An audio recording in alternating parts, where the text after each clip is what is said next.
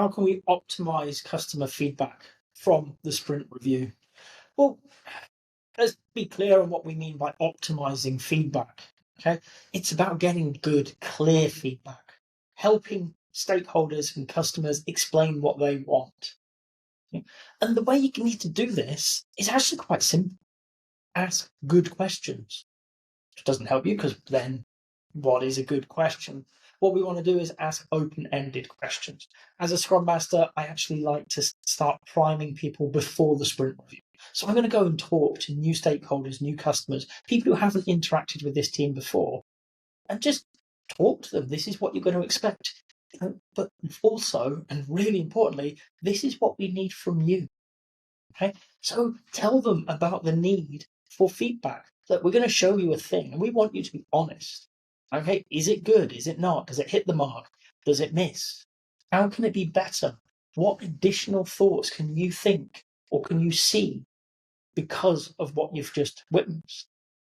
Okay? So before the sprint review, I'm already starting this conversation. I'm letting them know that it's going to be on them. They need to talk to us. Okay? And then once they're in sprint review, hopefully it just flows naturally and we get that good feedback. It's never happened for me, but you might be lucky. So again, as the Scrum Master, we're going to be nudging them. What I really want is my product owner, my developers to be the people front and center in a sprint review, talking with the customers, understanding the problem together and how it can possibly improve. Okay, so I'm going to work with the team and remind them that open questions are their friends. The what's, the whys, the hows, the wheres. Okay? And use those questions. So don't answer things with yes and no. Answer questions that are asked, of course. Be open, be honest about those answers. But if you can, always follow on with an additional open question. So if they ask you, is this ready? Yeah, it's ready. We finished it. We're just packaging it up so it can go in the next release. We'll finish that this afternoon once we're out of here. Okay? But what else would you want to go on top of that? Or how else could we improve this? What are the things that you see that you weren't aware of that might be possible now? Okay, so always follow on with another leading question and draw people in. Once you've got them started, it's surprisingly easy because people like talking about their work. They like talking about the problems and the opportunities that they're facing and how you as a team can help them. So as a Scrum Master, we may not be doing a lot in the sprint review to really help optimize customer feedback, to extract what's best. What we're trying to do is set up an environment where the stakeholders and the customers know how to give good feedback, to know what is expected of them, and that the developers and the product owner are there able to ask good questions, to draw out that feedback, to offer an open invitation to people so that they can have a conversation. And we're going to keep this going. I mean, don't drag it on. But you really do want to wring everything you can out of it, because in there are going to be some great things, some real gems where customers suddenly realize things that they didn't know were possible. They didn't know that it would allow them to do a different process or take steps out of their process or whatever it could possibly be. We, as Scrum Masters, as facilitators in this meeting, might have to ask some of those questions to get it started, to remind people why they need to be here.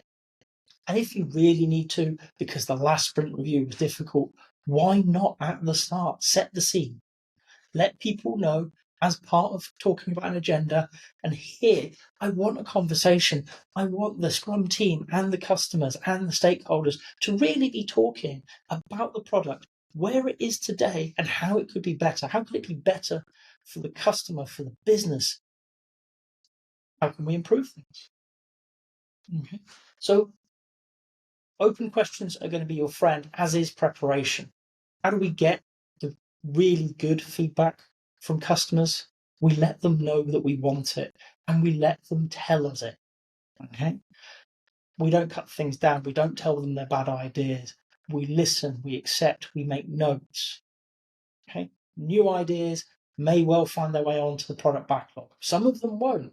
And if they don't, be willing to go and talk to those stakeholders and say, thank you, that's a really interesting idea. However, for these reasons, we're not taking it forwards.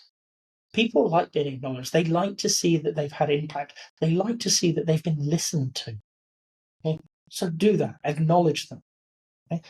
If it's the right stuff, it'll go onto the backlog and it'll be taken forward in a future sprint. If it's not, let them know at least they were heard and why, on consideration by your product owner.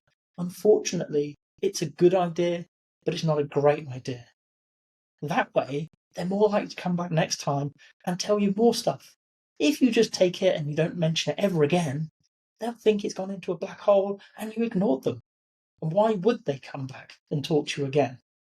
So there's no one thing to get great feedback out of a sprint review. You're going to have to be using many things. And as with much in a Scrum Master's role, it's about maintaining that balance. You've also got to think about the flow of the meeting and the time box. Right? So we want the conversation, we want that feedback, we want to bring every drop we can out of it, but we also don't want to waste people's time.